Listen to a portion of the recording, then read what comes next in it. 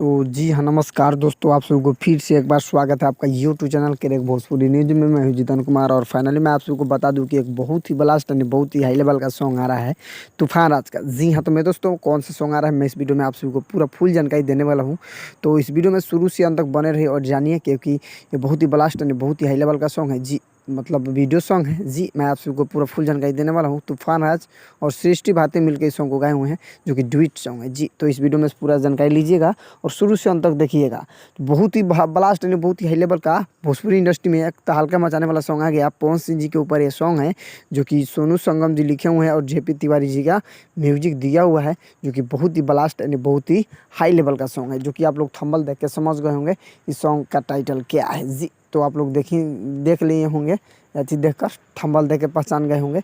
इस song coming soon है, यानी कि 2 तारीख को इस सॉन्ग रिलीज होगा। जी हाँ, तो दोस्तों 2 तारीख को सॉन्ग रिलीज होगा, आरा वाला प्रॉपर्टी। जी इस सॉन्ग का टाइटल है आरा वाला प्रॉपर्टी।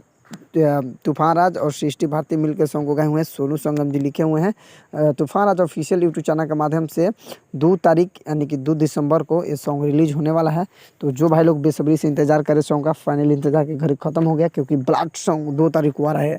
आज है 30 तारीख, 30 नवंबर।